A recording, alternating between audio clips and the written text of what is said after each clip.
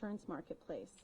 We're excited about increasing access to health care for these folks because health care is more than being healthy. If you're healthy, you work, right? If you work, you contribute to your family and your community. It doesn't just enrich your life, it enriches the lives of everyone around you. Over the past month, SEEDCO and its partners have focused on outreach and education in Tennessee, Georgia, New York, and Maryland. At dozens of informational outreach events, SEEDCO and our partners have provided information to thousands of people and answered thousands of questions. People want to know how the ACA works, what it means for them, what their options are. In Memphis, that's what SEEDCO and its partners are doing. We're helping people understand what is possible for them in the way of affordable, accessible health care. We're at the beginning of a transformational change in helping our fellow citizens access health care. After a month, we know one thing, right? We know people have been waiting for these changes for a long time. They are embracing the Affordable Care Act. They want health care for themselves and for their families. That's what today's event is all about. SEEDCO and its partners are truly fortunate to be part of such an important effort and look forward to being helpful to you, your friends, and your families. I have the honor of introducing Memphis's Chief Advocate Officer. While I am an unashamed optimist, I think Mayor Wharton has me beat. He cares for the city's citizens and tilts at windmills every day to make our lives better. His commitment to the marketplace is reflected in his support of our work, and it's already making a difference in our ability to step up our effort as a group, as a community. I'm only one among many who are grateful for his dedication to this effort. It's my distinct pleasure to introduce Mayor A.C. Wharton.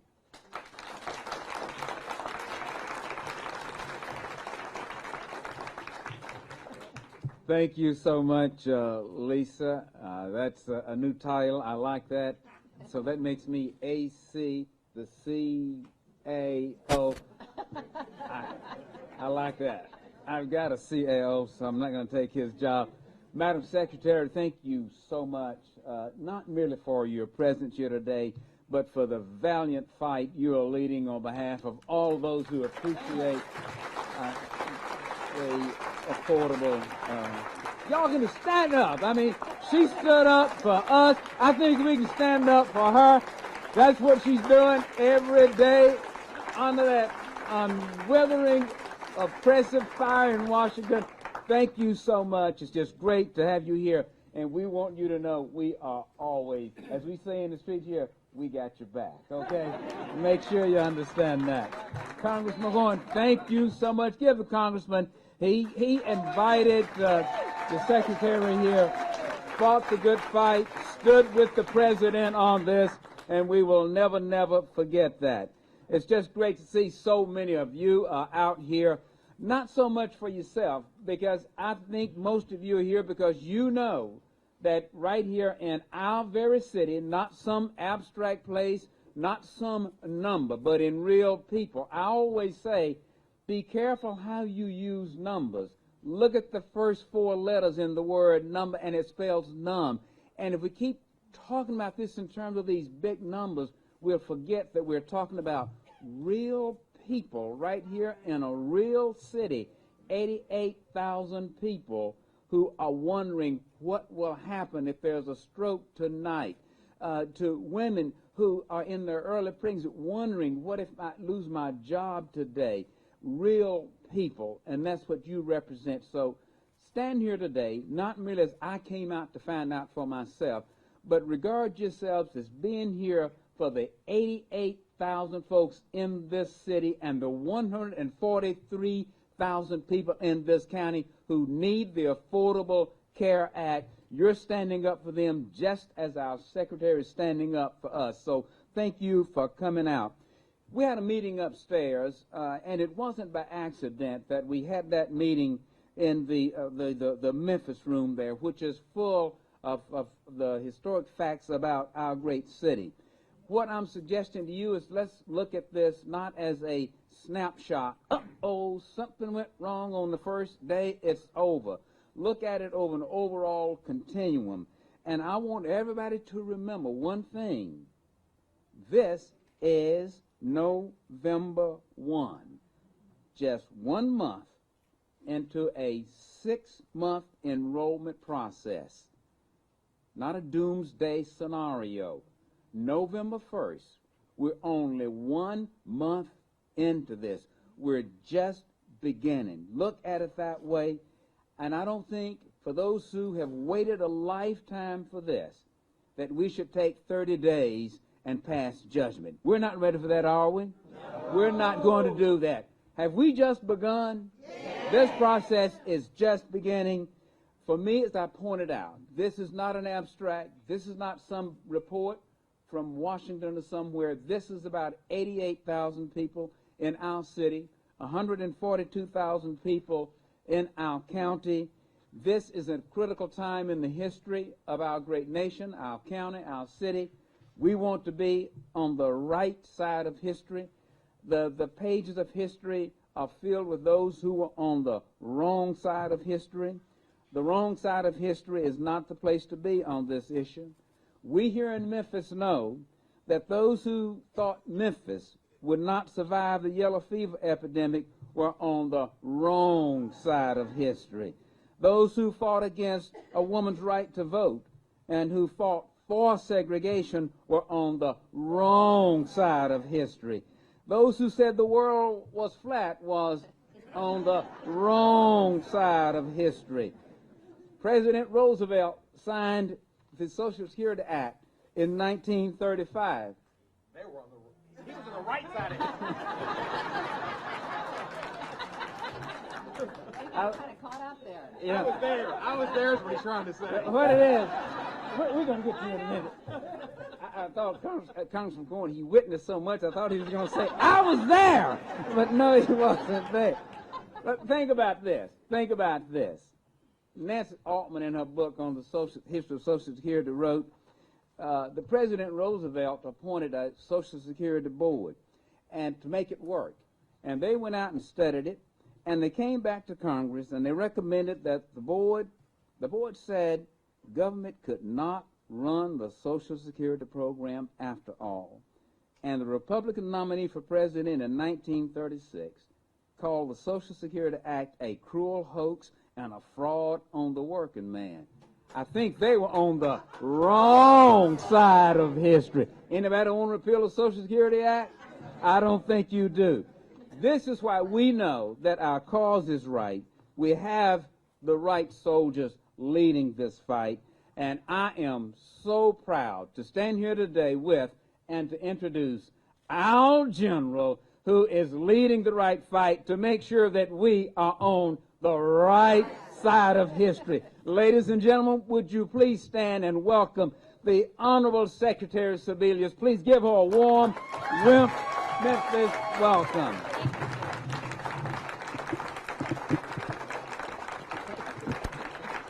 Thank you. Well, that's a tough act to follow, but I'm so delighted to be here with Mayor Wharton, who has been a terrific champion here on the ground, and I know doing a number of events, and will be continuing to do that over the next 5 months. I'm delighted to have a chance to accept Congressman Cohen's invitation to be here in his district and a chance to be with all of you. I have to tell you, I hope you have forgiven me. Because I was governor of the great state of Kansas when Memphis was tripped up in the national championship game by the KU. I'm just telling you, just. The wrong side of it. It's history nonetheless. But I'm glad to have a chance to come back in friendlier times and to tell you that I think the mayor is absolutely right. There we go. Somebody, that we're here in Tennessee, and I've been traveling all over the country because there's no question a transformation is underway. And, you know, this is no longer a political debate. We call this the law. A law that was passed by both houses of Congress. It was signed by the President of the United States. It was upheld by the Supreme Court.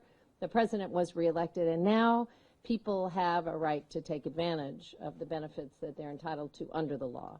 And part of what's going to go on here this afternoon is an enrollment and outreach and education event where folks can come, get their questions answered, see what their options are, and have an opportunity to sign up. So 84% of the citizens of Tennessee have health insurance, some kind of affordable health insurance that they and their families enjoy, and they have the health security that goes with that health insurance. And what we know is for those folks, there have already been benefits in the last 3.5 years provided by the Affordable Care Act, which the Congressman and his colleagues championed. So there are almost 60,000 young adults in Tennessee who now are insured because they've been able to stay on their parents' plan. There are about 1.5 million residents here who now have access to preventive services, to cancer screenings and immunizations and flu shots without copays and coinsurance as part of their ongoing insurance policies. There are nearly 353,000 Tennessee children who have some kind of pre-existing health condition and whose parents no longer have to worry about the fact that they will be locked out of the insurance plan or that they won't have insurance provided for their illness or their situation, because that's been now eliminated. But the 16% of those who live in Tennessee who are uninsured or underinsured, that's close to 890,000 people throughout the state, and nearly 143,000, as you heard the mayor already say, in the Memphis area, they have an opportunity for some new affordable coverage. And since they don't have a dedicated source of contribution from their employer, they have an opportunity to have a accelerated tax credit from the government to come into the insurance market to provide that kind of help and support. Now, some of you may have seen one of the residents in East Tennessee get a little national publicity. 28-year-old Emily Wright was in the New York Times a couple of days ago, and Emily works at a pizzeria to put herself through school, and she's lived in pain for the last 5 years with a medical condition that needs to be addressed with surgery. But what Emily said is that she wasn't able to pay for the condition out of pocket, and when she began to price insurance coverage, she was given an insurance policy possibility, but it was a $360 a month price tag. And she said, on my salary, I couldn't possibly afford that, much less the co-pays that would come along with it. So Emily talked about enrolling in the new market.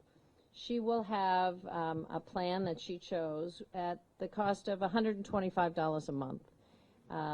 Clearly a whole lot less, almost a third of the price of what she was quoted, and that's a very good deal. And she is encouraging other people to do just the same, to look at their options, to compare their prices.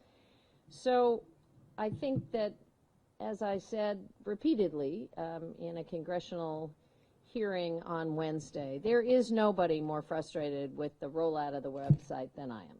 And I am really sorry that people who have waited so long are frustrated by the wait to get to a fully functional, fully operational website.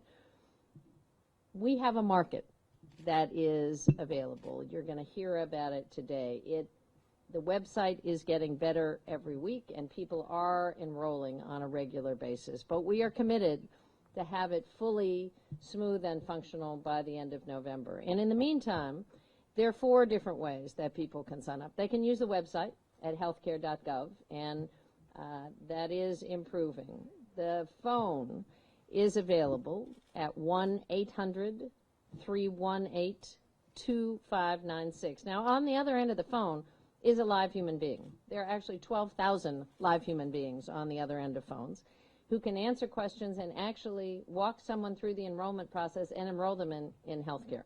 And that's being done every day. There is a Spanish version and an English version, and questions can be answered in up to 150 languages. We have a diverse country, and we know that people need to get health information, particularly in a language that they can understand it and get their questions asked. There are paper applications available, and the folks here on the ground can talk about that. And there are also wonderful community groups, not just here in Memphis, but across the country. So you heard from Lisa Pote at Seedco, who has one of the major grants, but there are trained assistants. Now, they're not being paid by an insurance company. They are not on commission to sell a policy. Their only job is to really help people make good choices, to answer questions, to provide information, and to help people enroll. And here, in addition to Seedco, the Christ Community Health Center and the Memphis Health Center are also available.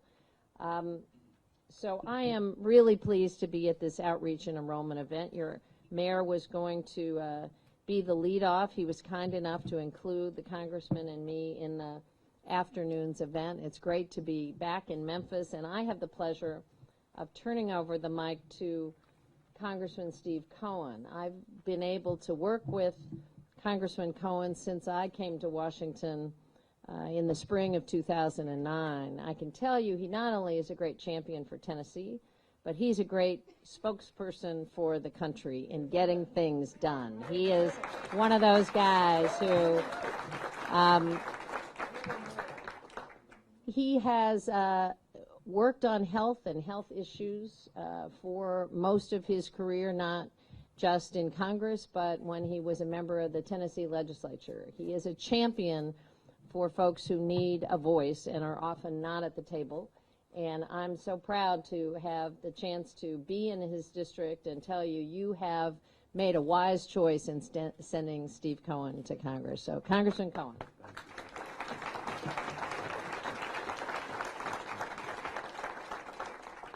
Thank you, Madam Secretary and Mr. Mayor, elected officials and former elected officials who are here, and all of you. This is a great turnout for an outstanding secretary in President Obama's cabinet, and I'm proud to be here with all of you and proud that you're here. The Secretary said I've had a commitment to health care, and I have throughout my entire public career. It goes back to the County Commission. We built the Med, and I worked with Vasco Smith and Jesse Turner, Walter Bailey, and Minerva Jonican to get that hospital built. But it goes back further. It goes back to a day in the spring of 1954, the fall of 1954. I was 5 years old, and I fell down and found out that I had polio. And I spent 3 months in the hospital and then 9 months on crutches, in a different period growing up on crutches in different situations. So when I think of insurance companies not giving people with pre-existing conditions insurance, I have known since I was 5 years old that that's wrong, and that's going to stop in this country.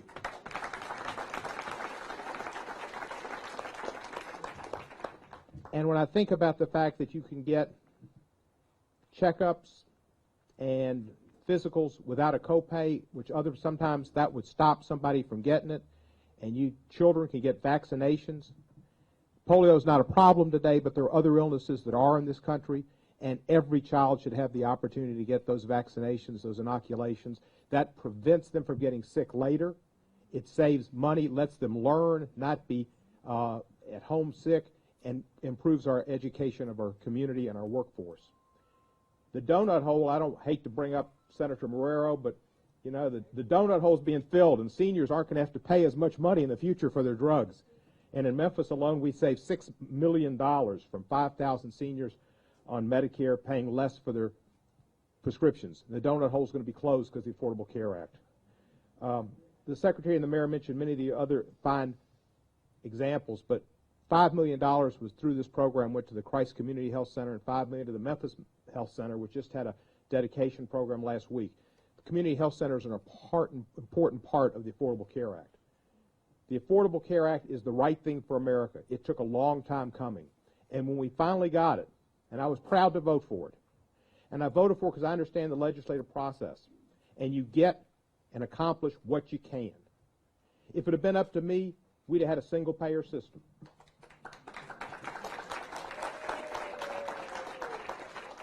At a minimum, a public option. But what we got was what we could get. And when Bob Dole introduced it, when the Heritage Foundation was for it, when Richard Nixon was for it, it was okay with the Republicans. But when Hillary brought something different up, it wasn't right. It's still a good program. It works. When Mitt Romney did it, it was the greatest thing since sliced bread. When Barack Obama did it, it was awful and it was socialism. There are people that want to get rid of this president and have wanted to since the day he was elected. And they're using this act as a way to attack the president. And they would find another way to do it. What the Secretary had to endure before the Energy and Commerce Committee was unfortunate. She apologized on the front end, and yet she kept getting badgered. And she stood tall, and she accepted responsibility. As I told her, something John Calipari hadn't accepted yet. We fouled Mario Chalmers, and she's here saying how Memphis won the national championship. But we're proud to have her here. I want each of you to be foot soldiers and leaders in telling your neighbors and others about the Affordable Care Act and how to sign up. In Massachusetts, when they started Romney Care, in the first month, 135 people signed up. In the third month, 35,000 people signed up. The way these programs go, people have to think about it a little bit, start getting close to the deadline. And then when the deadline comes up and they think they might be in trouble, they sign up. So it's unfortunate what's happened. We're going to get it fixed. It's one of the great passages of legislation in this country's history. Make it work. Help your neighbors with it. Our community deserves to be healthy, have good nutrition, and have an optimistic and positive future. Thank you for the opportunity to go to Congress and vote for the Affordable Care Act.